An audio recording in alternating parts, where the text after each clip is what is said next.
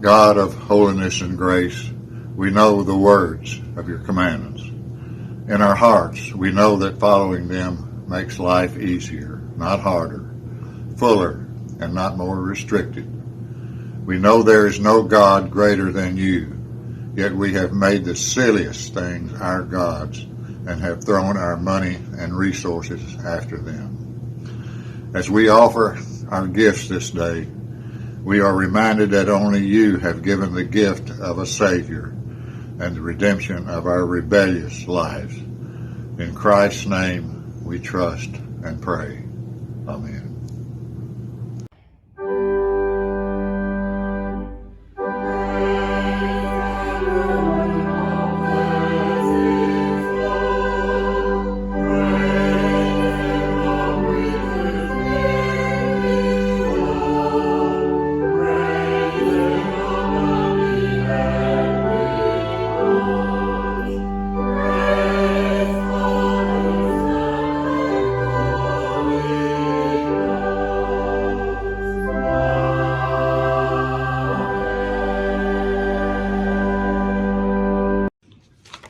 All heaven and earth proclaim the majesty of God's creative power.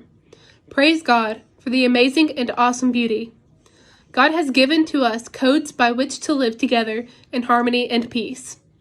In these commandments, God has summed up the ways we must respect one another. Rejoice in the goodness of God. Praise God for God's complete and steadfast love for us. Amen.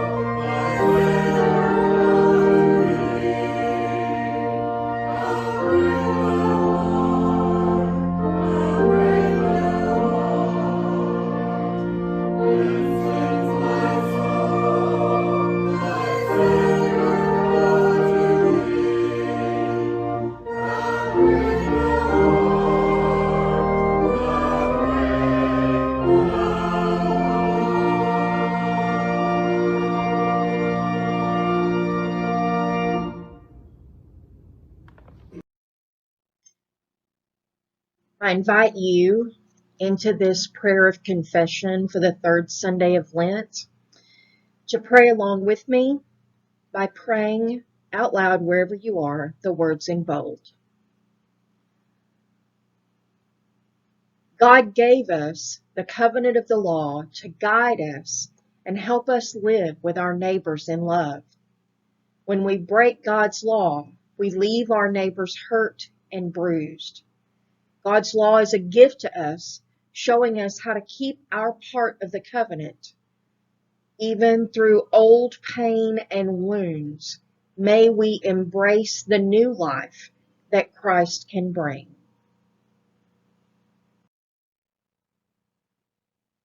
May the God of the law guide us in living lives that keep the covenant of love.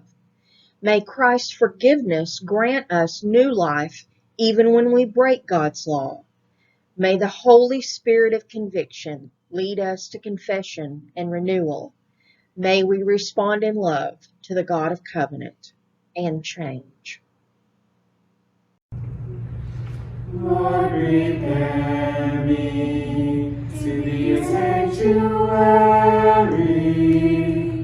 pure and holy, tried and true. With thanksgiving, I'll be a living sanctuary for you. Lord, prepare me to be a sanctuary, pure and holy, tried and true. With thanksgiving, I'll be a living sanctuary for you. Good morning, everyone. Welcome to worship. I'm Pastor Melanie Tubbs of the Bald Knob and Augusta United Methodist Churches, and we are so glad that you decided to spend your time in worship with us this morning. I want to start by sharing with you our scripture, Exodus 21 through 17. It'll be very familiar to you. You know it as the Ten Commandments. And I'm reading it to you today from the Common English Bible. Then God spoke all these words. I am the Lord your God who brought you out of Egypt, out of the house of slavery. You must have no other gods before me. Do not make an idol for yourself, no form whatsoever of anything in the sky above or on the earth below or in the waters under the earth. Do not bow down to them or worship them, because I, the Lord your God, am a passionate God. Do not use the Lord your God's name as if it were of no significance. The Lord won't forgive anyone who uses his name that way. Remember the Sabbath day and keep it holy. 6 days you may work and do all your tasks, but the seventh day is a Sabbath to the Lord your God. Do not do any work on it, not you, your sons or daughters, your male or female servants, your animals, or the immigrant who is living with you. Because the Lord made the heavens and the earth and the sea and everything that is in them in 6 days, but rested on the seventh. That is why the Lord blessed the seventh day and made it holy. Honor your father and your mother, so that your life will be long on the fertile land that the Lord your God is giving you. Do not kill. Do not commit adultery. Do not steal. Do not testify falsely against your neighbor. Do not desire and try to take your neighbor's house. Do not desire and try to take your neighbor's wife, male or female servant, ox, donkey, or anything else that belongs to your neighbor. This is the word of God for us, the people of God. Thanks be to God. I want to begin my discussion of this scripture with a meditation written by Stacy Cole Wilson. And it comes from the Africana Worship Book for Year B. God, prepare us to be tried and true, pure and holy sanctuaries. And with thanksgiving, Holy One, will live as spirit-filled, healed, and transformed sanctuaries just for you. As we gather before you, wonderful and magnificent God, reveal yourself to us as you did to Moses on Mount Sinai. Speak to us in ways that illumine our darkness and enliven our steps. Come alive in us, call us by name, and give us the commandments of new life that will order our steps in this time of worship and as we leave this place. Move our hearts closer to yours and center our thoughts on worshiping you and you alone. Wherever you find us, whether on bended knee, seated, or standing, transform us into your image of perfect love. Create within us clean hearts and renew a right spirit within us. And God, I ask you in this moment that either through me or in spite of me, that you will bring us something new on the Ten Commandments today. I ask that in your holy name. Amen. So I want to start by pointing out that there's a major difference between a covenant and a contract. A contract is a formalized agreement. And that's a key word there, agreement, because it is agreed upon mutually by at least two parties. And both of those parties involved will agree to that contract because they have some mutual goal.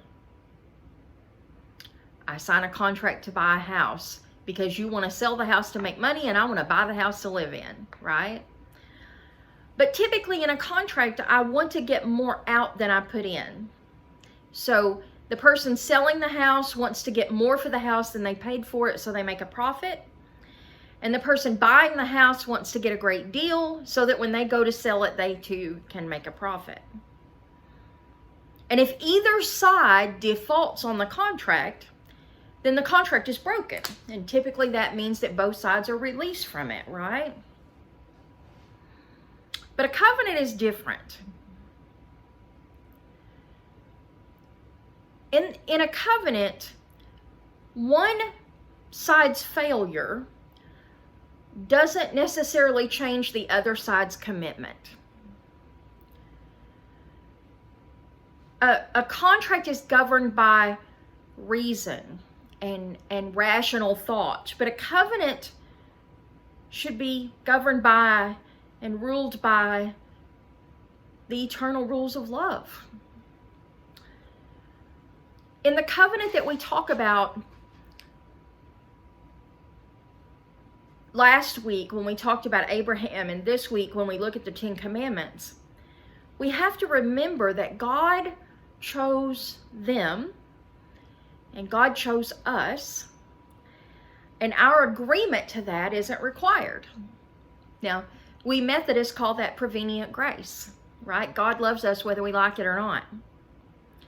It's a soul level connection that is binding and impossible to sever.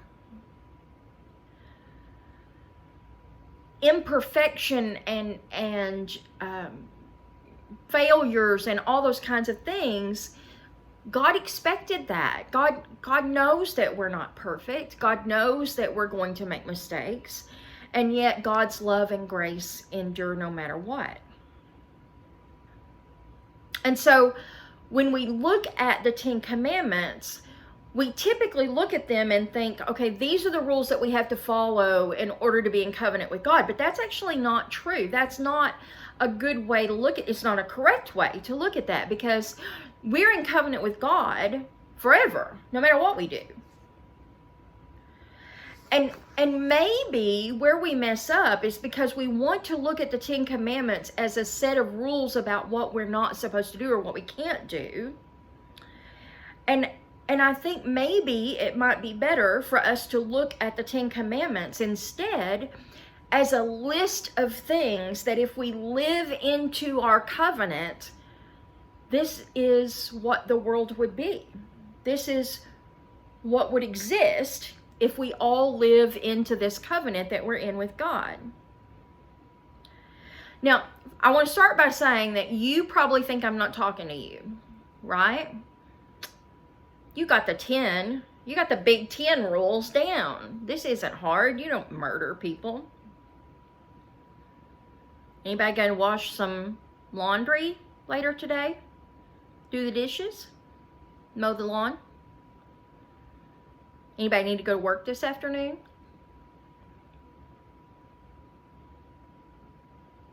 Working on Sunday is just a way of life now. And if you eat out on Sunday, then you're causing somebody else to break that commandment. Have you ever seen your neighbor get a new car and think, man, I deserve a new car more than they do? You ever see somebody's new outfit, their new clothes, their beautiful wife, their handsome husband? We probably covet a lot more than we care to admit. Do you ever repeat gossip? Do you ever tell something a little different than maybe the whole truth so that you look better in it? Maybe it makes somebody else look like they're more at fault. That's testifying against your neighbor. And what about the do not kill? You know, there's a lot of controversy over whether that's supposed to say do not murder or do not kill and how exactly we're supposed to interpret that. But what if, instead of just trying to apply this as a set of rules, how we're supposed to behave toward God and one another, but instead we saw it as the way we're to strive to be with all of God's creation? I would venture to say every single one of us is responsible for killing our planet. Every single one of us has done things and participated in things that's bringing about the harm of our environment. That's God's planet. That's God's creation. What if we saw this? What if we saw the 10 Commandments as a way of life that would exist if we all strive to live within that covenant that God has given us? And what if we decided that we simply would not allow ourselves to benefit from anything if it caused harm anywhere else?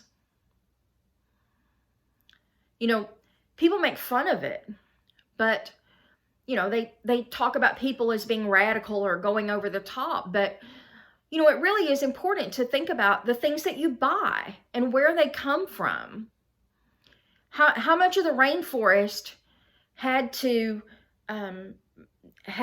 die for you to have whatever product it is that you're buying right now? How many people are working in sweatshops or are literally living in human slavery because of some product that you buy on a regular basis? Doing harm is something that we do every day, even though we may not be doing it on purpose. So what if the 10 Commandments, rather than being boundaries and rules that we're being told we're not to break, instead represent an ideal of something that we're to dedicate our lives to? What if it's a description of thy kingdom come, thy will be done on earth as it is in heaven? What if it's an invitation to think about what could be and what can be if we only stand up and be strong and hold on to that covenant that God has offered us? May you go forth this week thinking about the 10 Commandments, keeping them close in your heart. And instead of thinking, am I breaking one? How about you go about thinking about it this week as if, am I living into that amazing kingdom that God has described for us in the Ten Commandments? Go in peace. In the name of the Father, and Son, and Holy Spirit. Amen.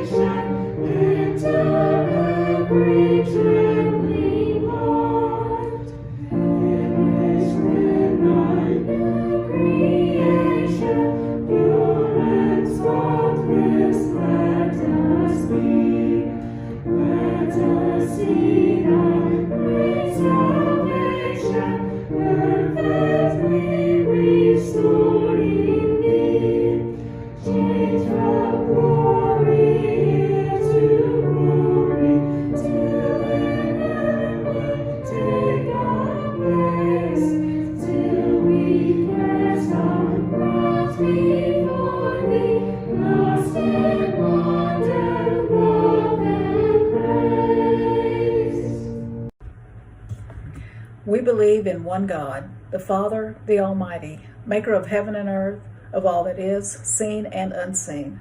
We believe in one Lord, Jesus Christ, the only Son of God, eternally begotten of the Father, God from God, light from light, true God from true God, begotten, not made, of one being with the Father.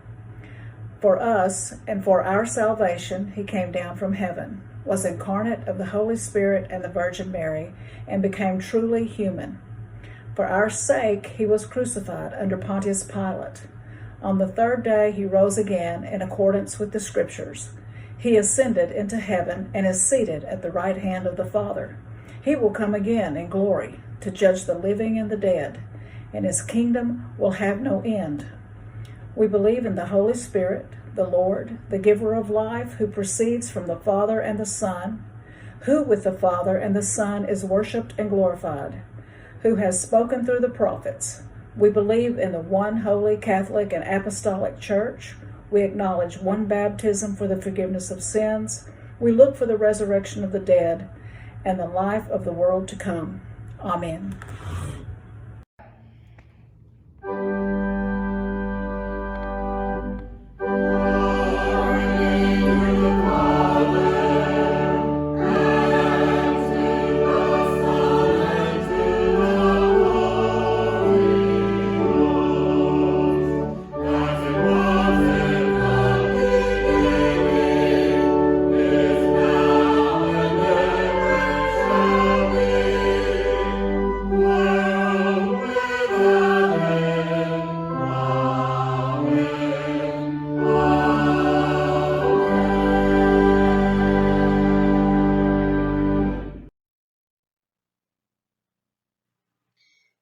We have not left the church.